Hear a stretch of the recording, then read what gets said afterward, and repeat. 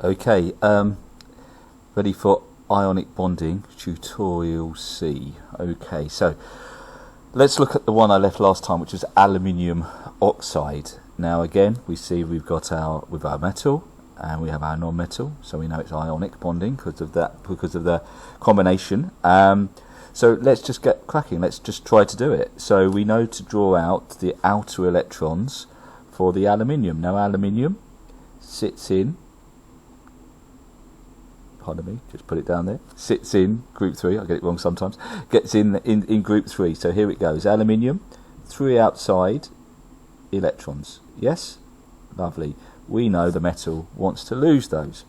Let's look at the oxygen. So our oxygen, group 6, there it is, 6 outside electrons. It wants to gain 2. The non-metal, as we've discussed, always gains 2. Always gains the electrons, and in this case it wants to gain the 2 electrons. So it looks a bit more challenging, doesn't it? Because it doesn't easily work out, but we can, to start with, make one of them happy straight away, and that's the oxygen atom, by simply letting aluminium donate 2 of its outside electrons. So there they go, scribble them out. Straight away we are making oxygen very happy. 8 electrons. Let's tell everybody we've done that now. Remember, the atom had no charge. Now it's got a charge. Electrons are negatively charged. It's gained 2 electrons. We should all know now that's 2 minus charge. Let's go back to our aluminium. Right, still a problem. We can sort this out. We know what to do. We just use another oxygen. Don't be scared to do it. Eventually, I'm pretty sure it will all sort itself out. So trust in our process, trust in our knowledge so far. Let's get rid of that electron from aluminium to the oxygen. Cross it out, put it in. We have now made aluminium happy. It has now lost its 3 outside electrons, and we know that the inner electrons now, that is a full orbit or full shell. Because it's lost 3 electrons, it now is 3 plus. That is 3 electrons. Loss of that means it's 3 plus on our aluminium ion. Let's go back and look at the oxygen. We know we're not quite happy here yet. It's missing, there's 7 electrons overall. We know we're missing an electron. The only thing we've got that we can do is use another aluminium, and we know another aluminium will have 3 outside electrons, being in group 3. So let's see, we can make this oxygen. Let's just make the oxygen happy. Cross that through. Put in our electrons there. So oxygen now, 1, 2, 3, 4, 5, 6, 7, 8. Happy as anything. Very happy bunny. We put them in there. 2 minus. 2 extra electrons on it. Now let's see. Hello. We might even have some success now, because we've got our oxygen. We've got our aluminium here. It's got 2 electrons to get rid of. And as it would happen, our oxygen requires 2 electrons. So I did say trust in the process, and it will work out eventually. Here we go. Aluminium gives up its electrons. 2 electrons go in. We can cross through. We can add them here. So we can now finish everything off. We have now finished off because oxygen becomes the oxide ion. Got the 2 extra electrons on it now. And the aluminium, as before, it's lost its 3 electrons. We don't need to move any electrons around anymore. It's all evened out. It is all good. Now, aluminium oxide, we can now write the formula for aluminium oxide. Let's see what we've got. We've got 2 aluminiums, Al3 plus and Al3 plus. We've got 1, 2, 3 of the oxide ions. O2 minus, O2 minus, O2 minus. So therefore our formula will be Al. That metal always comes first in the formula. We've got 2 aluminium ions, so it's Al2. We've got 3 oxide ions, 1, 2, 3. Let's put them in, O3. There we have it. We now have a formula for our aluminium oxide. Right. Dot and cross diagrams done for ionic bonding.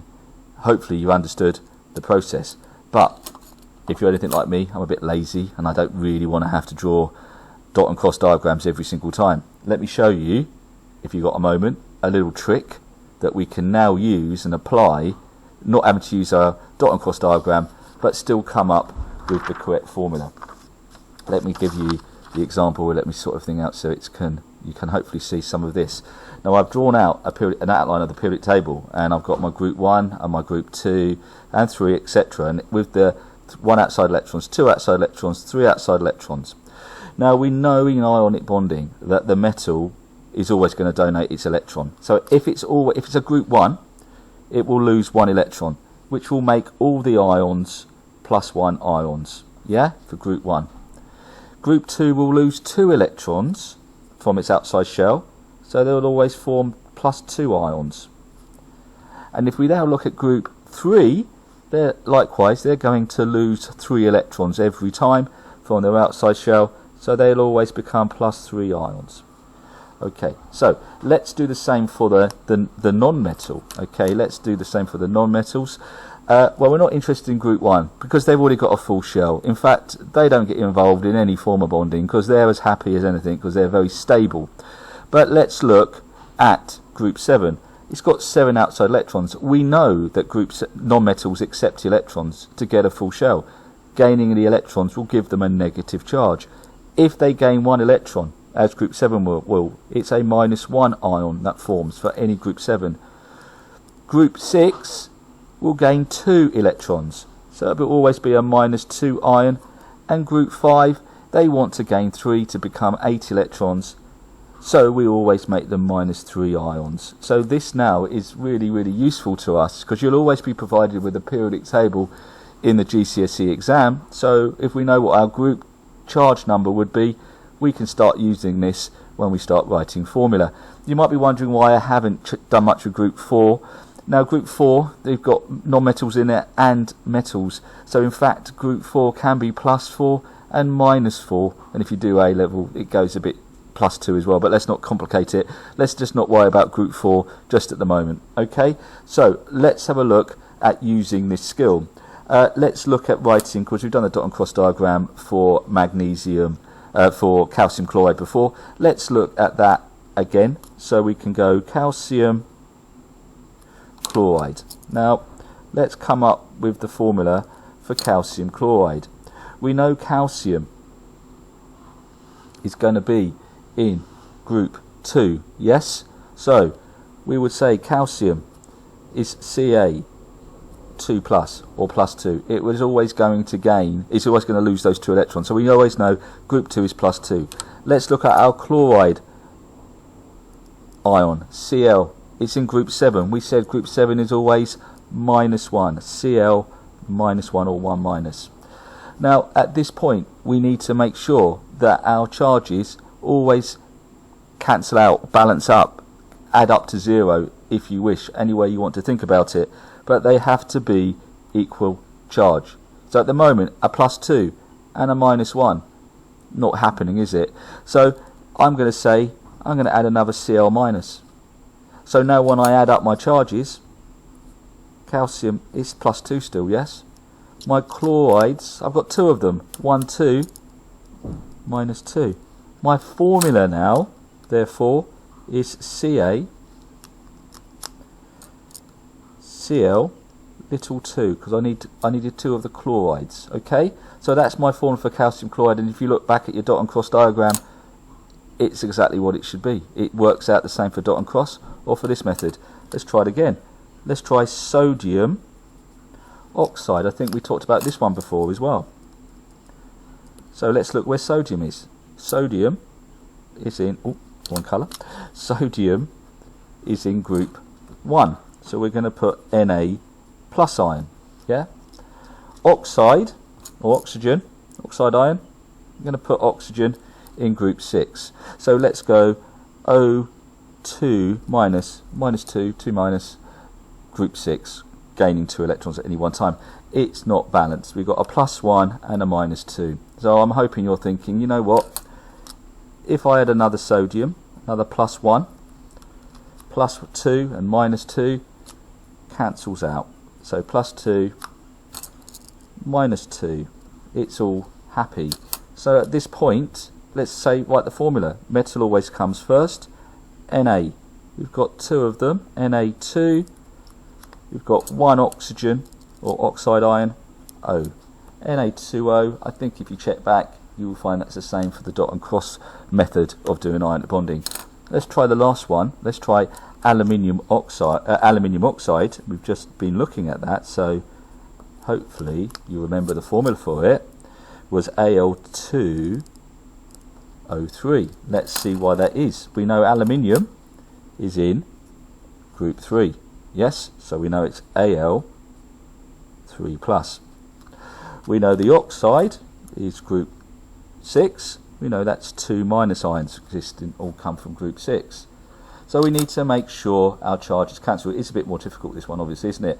But the common value, common number for both of them is 6, because 3 goes into 6 and the 2 will go into 6.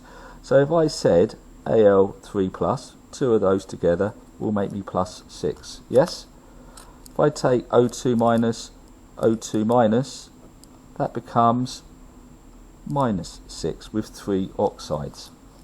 The formula therefore is Al2O3. There is an even quicker way if you don't like using the charges. I think using the charges is a useful way to look at it and balancing the charges up in this manner. You still use the charges, but we can use a much quicker method. Just watch for a moment then. So I take my Al3+ ion, yes? I take my O2 minus ion. And this is called the drop and swap method. So I take my 3 and I drop it down into my oxygen position there. I take my 2 and I drop it down into my aluminium position here. We now write it, it becomes Al. 2 comes down there, Al2,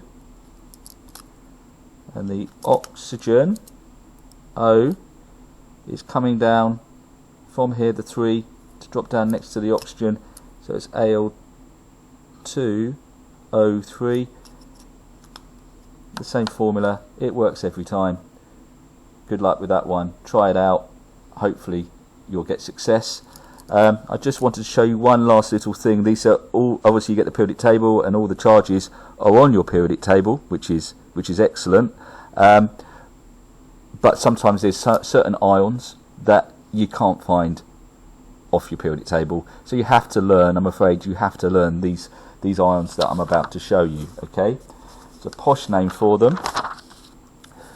They're called, I don't know if you can see that, okay, they're called the polyatomic ions. This means the word, just a posh name, poly means many, and atoms, obviously atoms, many atoms in an ion. So you see that ammonium is NH4 and it's all +1 charge. Hydroxide is OH and it's a -1, it's oxygen, and hydrogen. Like I said, you have to learn these formulas for these ions and the charges. But once you know them, you can write pretty good most formulas out there. And to be a good chemist, you need to be able to write formula. It's like learning a language. You need to know your vocabulary in French or German before you can even start to speak it or read it. And this is our language in chemistry. This is how we communicate around the world, by symbols. Right, so let's look at the formula for something like sodium sodium nitrate. Let's just take sodium nitrate. Okay, let's look at that. So again, here we go. I've got my sodium. If you remember, sodium is in group 1, so it's Na+1 charge, yes? The nitrate ion, you have to remember this one, but it's NO3, that's the formula, all of it, but all of it is -1 charge. Now, looking at this one's quite simple, isn't it, really? Because the +1 and the -1 cancel out, so it's simply going to be Na, 1 sodium's needed, and 1 nitrate ion's needed. So the formula simply becomes NaNO3. If I took something like sodium sulfate, which is this one here, SO4 2-, I take the Na+, and the SO4 2 minus. Okay, now this one doesn't quite work straight away. As you see, we've got a +1 charge and a 2 minus. I'm going to simply say it's Na, another sodium is required to make it +2. The sulfate is 2 minus, or -2. Therefore the formula, as we did before, will be simply Na, and there's 2 of them. So it's Na2 SO4. Okie dokie. Now what happens if we just challenge it, one last little bit of challenge on this? Okay, let's look at calcium nitrate.